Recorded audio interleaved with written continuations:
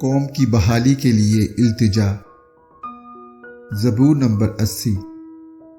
اے اسرائیل کے چوپان، تو جو گلہ کی مانند یوسف کو لے چلتا ہے، کان لگا۔ تو جو کروبیوں پر بیٹھا ہے، جلوہ گر ہو۔ افرائیم و بنیامین اور منسی کے سامنے اپنی قوت کو بیدار کر اور ہمیں بچانے کو آ۔ اے خدا، ہم کو بحال کر اور اپنا چہرہ چمکا تو ہم بچ جائیں گے۔ اے خداوند لشکروں کے خدا، تو کب تک اپنے لوگوں کی دعا سے ناراض رہے گا؟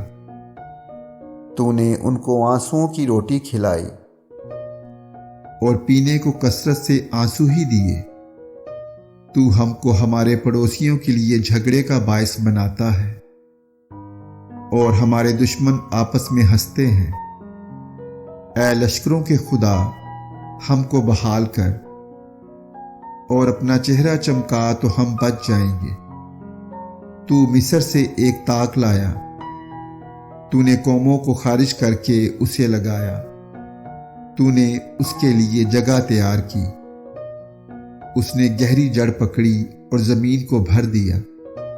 پہاڑ اس کے سایہ میں چھپ گئے اور اس کی ڈالیاں خدا کے دیوداروں کی مانند تھیں۔ اس نے اپنی شاخیں سمندر تک پھیلائیں اور اپنی ٹہنیاں دریائے فرات تک۔ پھر تو نے اس کی باڑوں کو کیوں توڑ ڈالا کہ سب آنے جانے والے اس کا پھل توڑتے ہیں؟ جنگلی سور اسے برباد کرتا ہے اور جنگلی جانور اسے کھا جاتے ہیں۔ اے لشکروں کے خدا، ہم تیری منت کرتے ہیں، پھر متوجہ ہو۔ آسمان پر سے نگاہ کر اور دیکھ اور اس تاک کی نگہبانی فرما اور اس پودا کی بھی جسے تیرے دہنے ہاتھ نے لگایا ہے، اور اس شاخ کی جسے تو نے اپنے لیے مضبوط کیا ہے۔ یہ آگ سے جلی ہوئی ہے، یہ کٹی پڑی ہے، وہ تیرے منہ کی جھڑکی سے ہلاک ہو جاتے ہیں۔